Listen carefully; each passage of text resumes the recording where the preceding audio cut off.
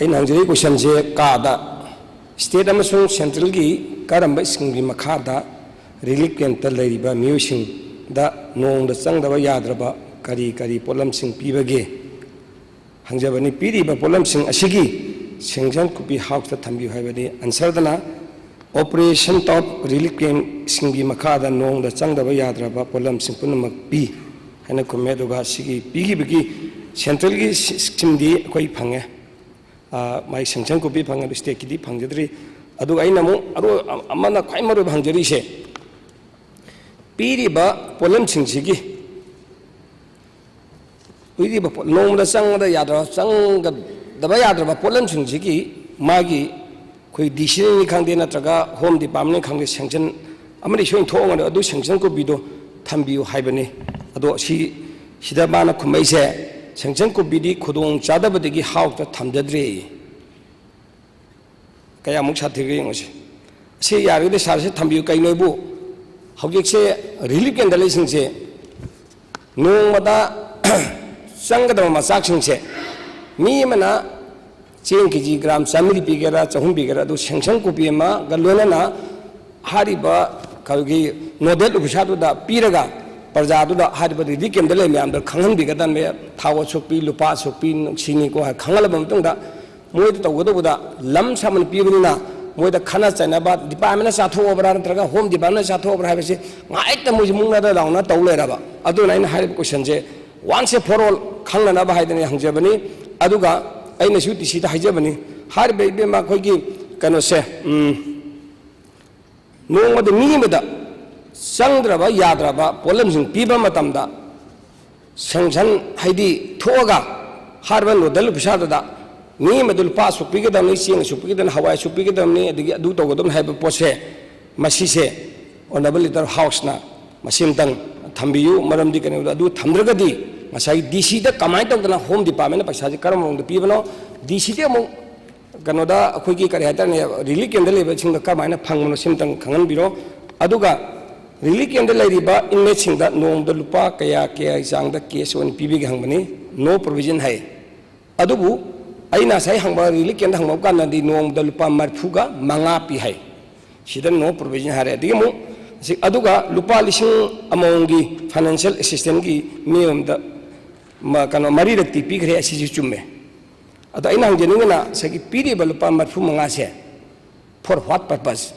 करीदमता पीरीनो दोसिददी no provision है अइना मोना ताबददी चेंग हवाई थुम करी करी दिगी लेननब कोगलेट फगे लेननब तोबुनी हाई करायब चुमला नो खंगे सिमतंग ओनबल लेदर हगन सिंगोपिरो क्वेश्चन नि सोरे अदे अहुम सुबदा रिलीफ कैंप म्यूसिंग लाइक तंबगी एक्सपेंडिचर सरकार पुथोई है चुम्ब्रांगनी चुम्मी है चुम्मगदी छात्र पर क्लास वाइज होना था मंग नत्र चाही क्या पीबीबगे सेंक्शन कॉपीदो हाउस फंजब यागद्रा खंजगे अरोबद अना हंगीब घागी क्वेश्चन है इंटरनेट डिस्प्लेस पर्सन मसा मसा की मयूम हंजनबी सरकार की थौरांग लेब्रा लेरबदी कर्म मतन हंगदगे इंटरनेट डिस्प्लेसिंग पर्सन अनायक की चांग अनायक की चंब चांग एक्सपेंडिचर सरकार पुथोए चुम्रागा चुम्मी है अथुब हंजनब होनादे है हंगी क्वेश्चन अखोजी हौजी चंब यारब अखोगी करी है खुंगं खरा हाइतारेको थबक करी यूमजु साननबजु पैसा पीब हरब 50% अदो से एग्जांपल अखोगी दोलाई थाबेन खुनम लै हेक दामदी मखोंदा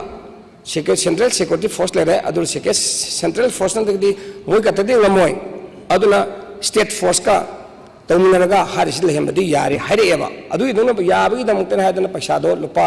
ला निमखा चंगे था निमखा खरेन चंगे पैसादो लोय लोयसिंग जुम साबसु नंगुद्रिबा अदुना सिगी दोलाई थाबी हारिबा चंग यारबा माइरेन पा चंग यारबा से पैसाजु फंगबा मैनसे मसे करीदिन हौजिबोक्ता चांगंद्रिसे करिगिनो चंग याबदी पैसा मोद पिसंग्रबना लेतलानिना लोयना सिंना थोकरनि सिमदंग खुंबीबा याब्रा हुजूकी पैसा कयाम थादग्रगे क्वेश्चन से खरा चयनब confusion लेबदने no case is given hairisi akhoi akoina finance department dagi home department gi paisa je thadokpa matamda paisa hoina piu na thadokte mogi chana thangna ba seng sak karege piba moi ji mafam dugi convenient yenga speaker sir committee em siamaga committee duna kanagumna paisa hoina case hoina piba yo kanagumna sa ising thonga ga piba yo kogi hujing sa gi 85 hairisi madu dunda koina madugi account to KM2 dagi kramaina senam don khangem na koina case hoina pide haijabani ado akoi sidagi thado ko DC dadi koi case hoina thado adugi amounts are huji pawda government of India na thado raisi 225.54 crore ni aduga including state ki akoi dagi puthok ya all together 348.24 crore huji pawda thado kare huji honorable member ki concern kaya karai de khara manana piba pidaba mayam ama sum lai ado di mai magi ang sai huji haija ki sir kano da game khara da koi committee ma sem ga moina tok jage adagi game khara da relief game gi leiba kangu dunu tor ga tok jage sak thong ban ne adu suma khara leiba adu madu puna mak to honorable member na tok tar ga de koi deputy commissioner sing dagi moi kamai na modality kamai tok ge ha detail ma sang ba the house manu oiro house loir ga oiro honorable member da madu gi detail du de adum yohan jabung ngam gani adagi amana hujiki hanjin bagi do dolai habi gi do honorable member na ingo kitang hujiki sumai tawre haba adagi state security force already tawne haba do ai honorable member na ngasi haibire mina khange madu gi dong tang ai DC ne aduga kano da hujiki dolai thabi le ba central paramilitary force ki mogi leaders commander du ne adu kor kan da kamaina thuna sangba yage do honorable members yaw no dang tan minarga paisa nuksa thadok akhoi na khanman paisa thadok khre moi yum sabagi khobai thadok khre moi na dum sara gi bare tawra brai na tawba same similar things se some kendra khar ju thoi kendra khar da khoi na sarabra paisa di thadok khre tawka na saram daba adu saram daba de gi khoi gi volunteer sing tharaga khoi gi official me sing tharaga hayal laga saba khoba adu gum su yog dab nate amna yaraga di usi gi honorable member na si loiraga warasu amarakta warasu security force sing do kawraga kamai changhan jige na dum khannaba yani aduga thuna changhanaba tawbada ai mateng pangjage na sar mai thamjage hawjiki honorable ayona piba sanction dadi nearly 45 crore 79 crore amaga 37 sam kharaga tangni aduga answer dadi ingo debsi kaktang wana phange aduga segi honorable leader putho pathogi dadi 200 sam khara wara male adu kopian dang yombe ba yabra yombe aduga segi amaga tanga akhoi relief camp dadi leitaba khunno thado chadi khunde tanthokane haiba adona khunmaya da khoigi mugi sangoi da lukoi da leijaba leida sije khoigi noidi relief camp da leitamnina moi benefit je biro haiba khopa yam tawru bodigi khoi infal state sise example sadulam paiba ma degi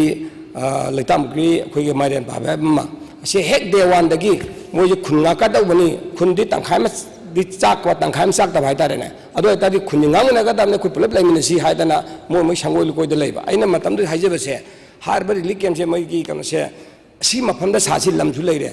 moi da sabiyu club ground ju pirege hare ado sabiraga si problem jelo da bogi yam tino akal jum sage ha ju se ko dina sabe agro moi de kana da pide sakana tawrakri hare marian pa sadu lampa ka se central forces leire ba fajana state force khara dilere ado bu aina hajinu na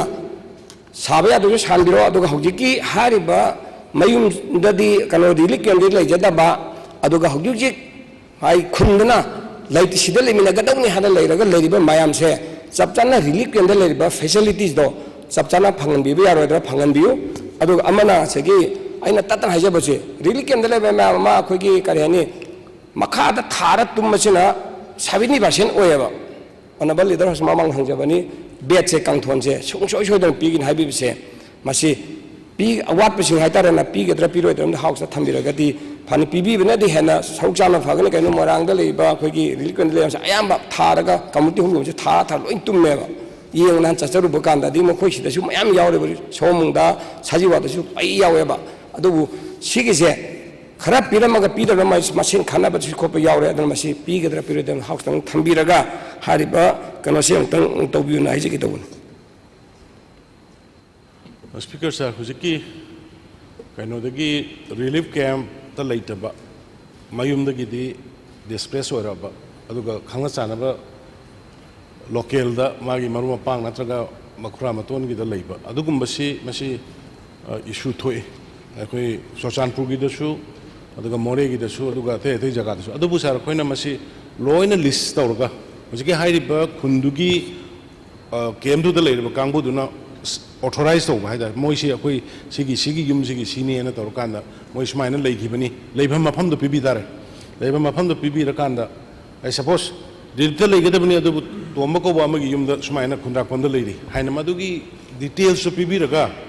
details me amdo submit to biro loina moigi phangom thokpa loina khoi hana walamba sing loina ayamba piba hogre ado songi honorable member gi jaga du leiri sing su adu gumbagi award pa leiri gadi list tu phajna detail loina KM ta leibiri be mi du tana raga pibiro aduga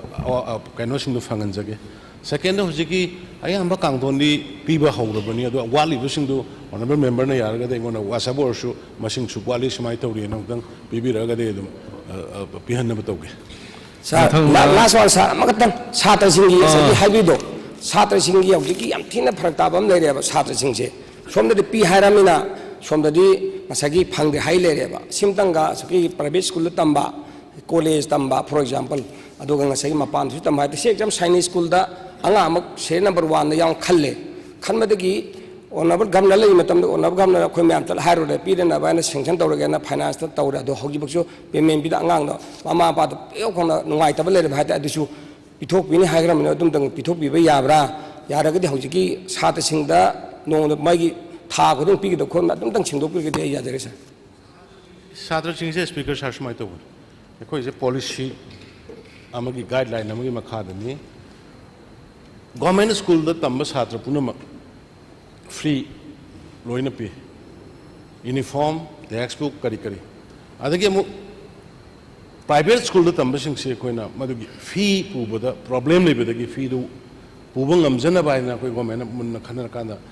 satra dugi nong modal pa sama palaganda ising ahunguba kaino private school da tamba ni ko harse loipa private school da tamge habdi aro hana adagi private gi lakpanina koi adaptation wari haiba kangbudo priority de koi government school da loina to biu haibini adu yadaba singdo koi kaino da private school da tamba singdo koi satram da lupa sama tham da lising hom to ga magi koi gi school gi fee nung do thiba ngam jana baina adu maina sinmadi lei aduna adugi manung criteria adu sam adugi exceptional mapan da tamba adu to ba da to exceptional khara leiragadi adu so koi humanity ground da dum akogi individually khane haitare policy mak oina di leitri adu individually koina su ngasai hoji habiri ba Chinese school da aduna governor na adu to haba adu maina koina su mateng panga ga mapan da ming san gi ba khot ki ba dum sa yaw da na disa